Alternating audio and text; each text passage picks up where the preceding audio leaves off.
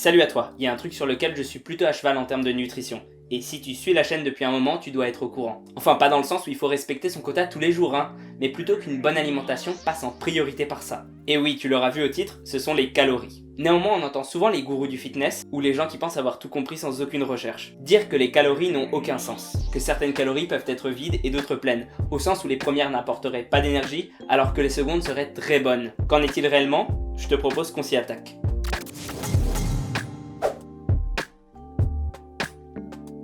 Effectivement, calories vides et pleines sont des termes utilisés par les professionnels du sport et les nutritionnistes même les plus sérieux. L'astuce réside dans le fait qu'on ne parle absolument pas ici de valeur énergétique. Une calorie est une calorie peu importe sa provenance. Elle se fera toujours utiliser de la même façon une fois intégrée par ton corps, à savoir contribuer à satisfaire les besoins en énergie de ton organisme. Cependant, elles ne proviennent pas de nulle part. Tout d'abord, les macronutriments, glucides, lipides et protéines, fournissent les calories. Mais à une échelle encore plus grande, une poignée d'amandes à 300 kcal, comparée à une barre type Mars, t'en apportant le même nombre, ça n'aura rien à voir. Parce que même si en définitive tu prendras ou tu perdras exactement la même quantité de poids sur la balance que tu intègres l'une ou l'autre à ton alimentation, les conséquences sur la santé seront bien différentes. Là où la barre de chocolat est une bonne source de glucides, elle a très peu d'autres avantages nutritionnels. Les amandes sont plus intéressantes, contenant lipides insaturés, micronutriments, protéines, etc.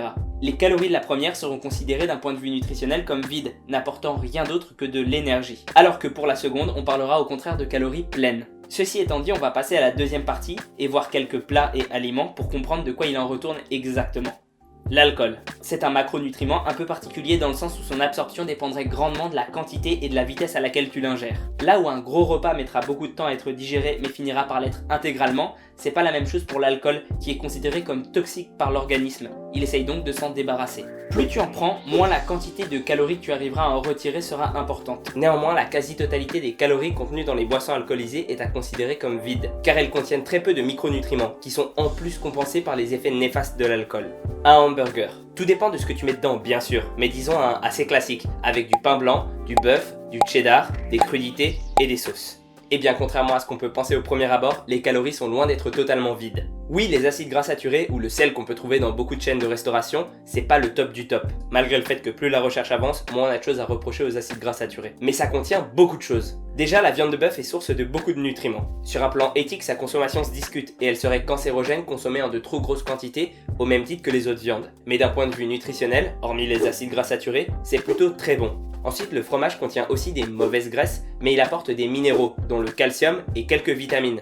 Le pain s'en sort encore mieux car dépourvu de graisse ou presque. La seule chose qu'on pourrait lui reprocher, c'est son contenu en sel. Ne parlons pas des légumes qui sont source de calories pleines par excellence. Et quant au cas des sauces, elles sont de quantité tellement faible que c'est quasiment négligeable, malgré le fait que ce soit que des calories vides, je suis d'accord. Bien sûr, il ne faudra pas manger des burgers tous les jours. Le fait qu'ils soient très riches et les défauts évoqués au préalable l'empêcheront de se placer au cœur d'une alimentation saine. Mais pour autant, j'aimerais qu'on dédiabolise ce produit qui n'a rien de foncièrement mauvais. Et encore là, on parle de recettes basiques. Mais si tu prends du pain complet, que tu remplaces la viande par un simili, du poisson ou quelle que soit ta solution, en bref que tu personnalises le truc. Un des gros avantages du burger étant sa versatilité.